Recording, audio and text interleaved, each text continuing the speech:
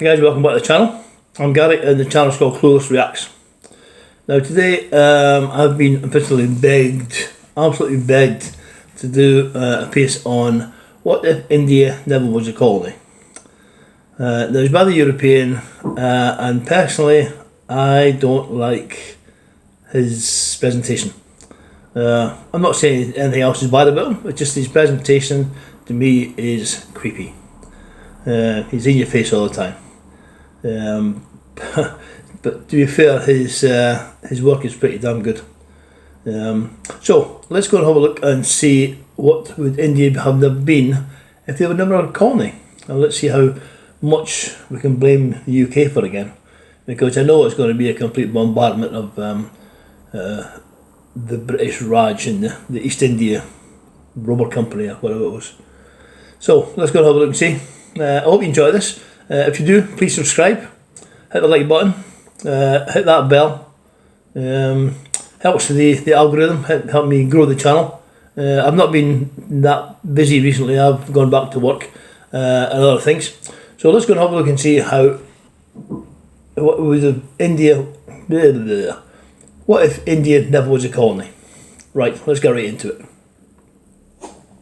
Hello, I am the European and I make videos. See what I mean? He scares me. To you. Please smash that like button and subscribe to my channel now. They puts a Scottish accent on them, which is dreadful. Absolutely dreadful. Look, this is India, an amazing country with a huge, young and dynamic population. India is located at the crossroads of the most important trade routes of the entire planet. It has some of the most strategically located seaports in the world, and its soil contains all kinds of natural resources like oil, natural gas, gold and uranium. Wow, India must be one of the richest countries in the world. But Well, that is strange because in reality, Indian people tend to have a relatively low income compared to most Western countries. How is that possible? When India is blessed with a young workforce of 1 billion people, a perfect strategic location, and rich natural resources, then why aren't Indian people the richest people in the world? This may sound because we like robbed a them. difficult question, but the answer is really simple. You see, Indian people are not the richest people in the world because India has been robbed and looted by invaders for over 1,000 years. So not just by Britain. the British East India Company and the British Crown. The British looted India from 1757 until 1947. So for almost 2 centuries. And after 2 centuries of looting, the British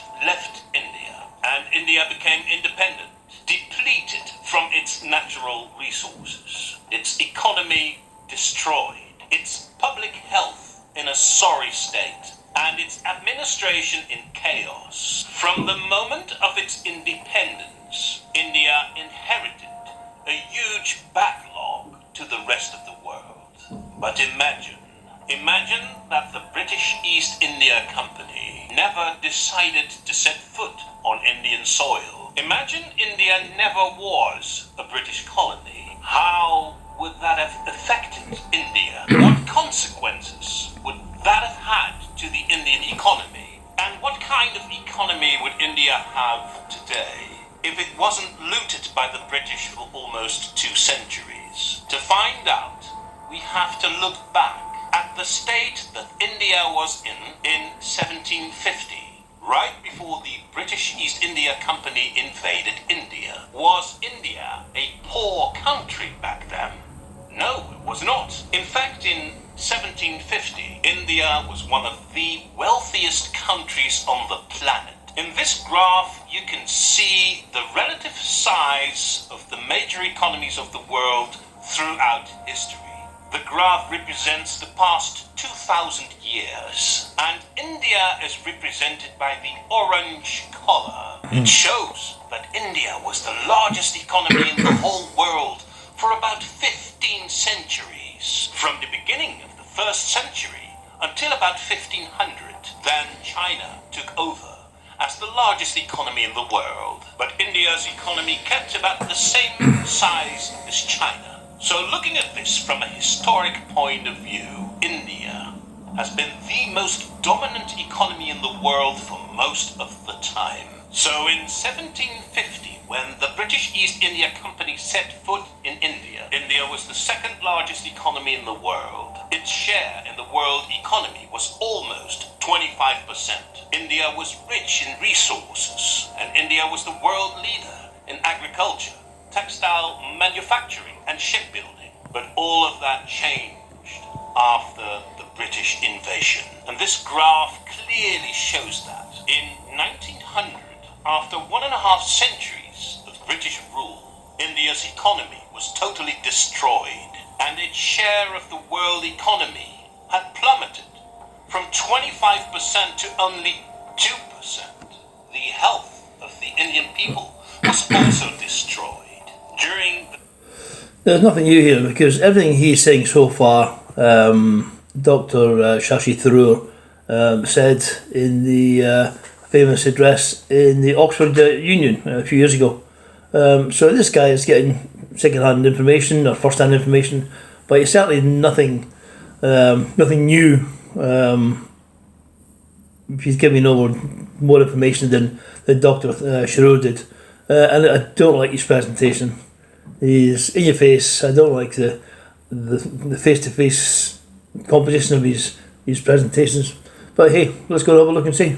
The British rule, the life expectancy of the average Indian man and woman dropped by about 10 years. We cannot blame today's British people for that, but we should also not ignore that all of this happened. And the other thing is, he says that we should not blame the British people. Yeah, that's fine, but the problem is that the British people don't know this.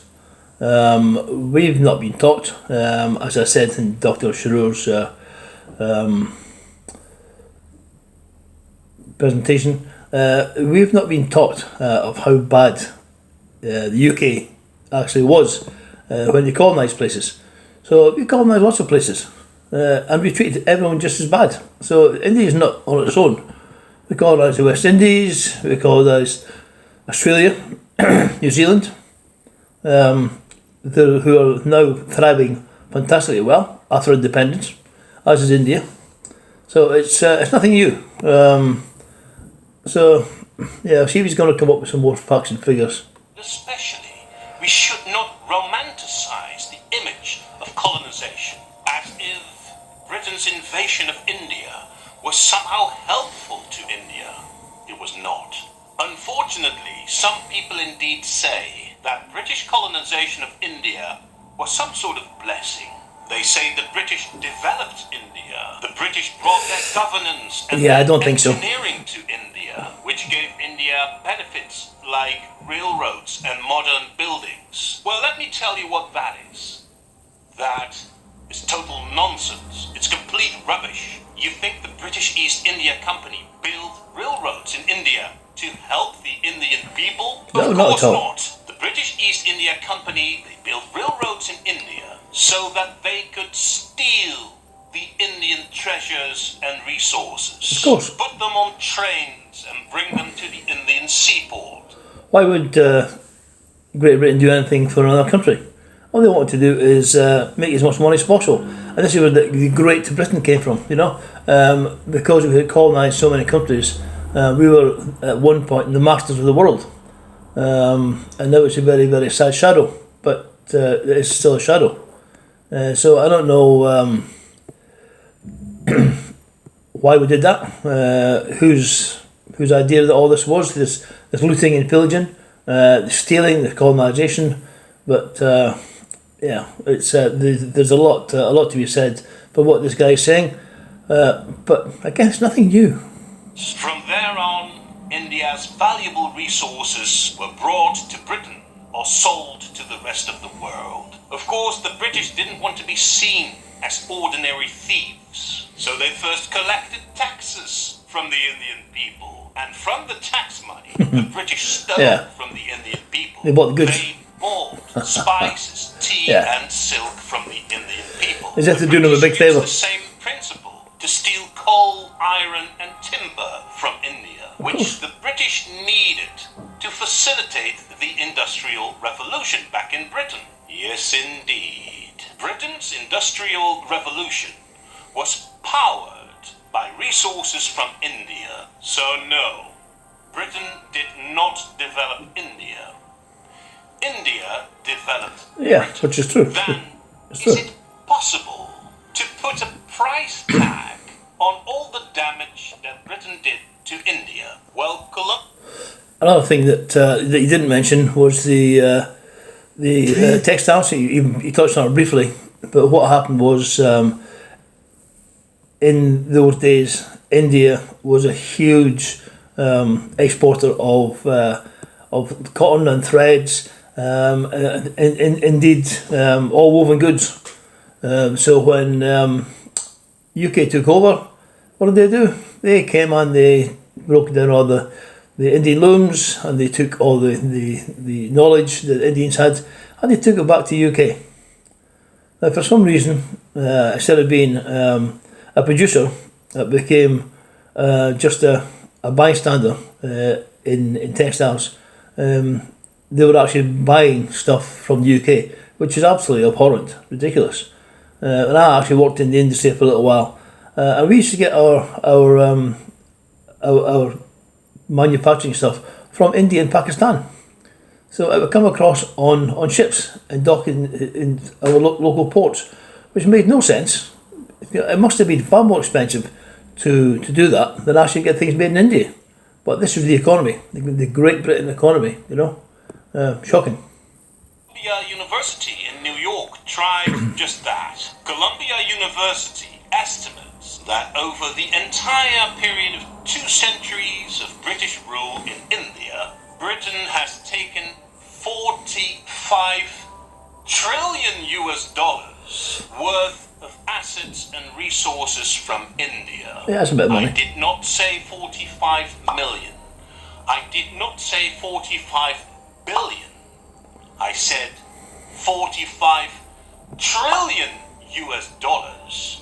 That is 45,000 billion dollars. Some people think that Britain should repay the damage that was done to India. That Of course. is an interesting idea. However, it seems impossible. The damage is just Physically impossible, too anyway. big. Even if we would ask every British man and woman to pay 10% of their income every year to India, even then, it would take 150 years for Britain to repay India. But let's return to the initial question that I asked at the beginning of this video. What if India never was a colony? What if Britain never looted India? Then what would be the consequences for India's economy today? I think the conclusion is obvious, given the fact that India's economy already had been the largest economy in the world for about 15 centuries, given the fact that India's economy was the second largest in the world at the beginning of the British invasion, only slightly smaller than China, and given the fact that without the British invasion, the Indian economy would have gained an additional $45 trillion over time. We all know what the conclusion should be. If India never was a colony, India most likely would have been the largest economy in the world course. today. Without doubt. And its Absolutely without doubt. citizens would have had much higher incomes than in the current situation. Unfortunately, India was colonized, but since its independence, India has been rising. And today, India's economy is the 5th largest in the world. As it seems, growing. it's only a matter of Growing. time before India's economy will be the largest in the world again. It may take a few decades, but it's bound to happen. And since India has such a huge young population, most of you who are watching this video now will be alive when that day arrives. Well, let's say that the average age the average life expectancy of an Indian is 58 years old. So that's going to be some tale. Yeah, I think it's going to be, they reckon, on 50 years before they grow to the extent of being the largest economy. It may take longer, but they may do even faster. It's an amazing place, India. It's, every time I see it, I'm completely staggered by its beauty. The IT, the whole place just gives me a chill. I can't wait to come and visit.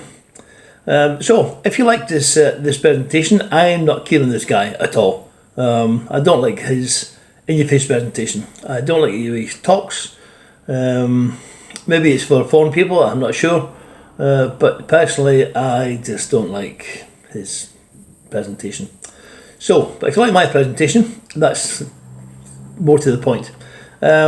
Please subscribe, give me a thumbs up, ring the bell, wherever it may be, up here, down there, or someplace, wherever we are managed to put it. Share, like, subscribe again, and tell all your friends. So until next time, please take care, and I'll see you very, very soon. Thank you very much.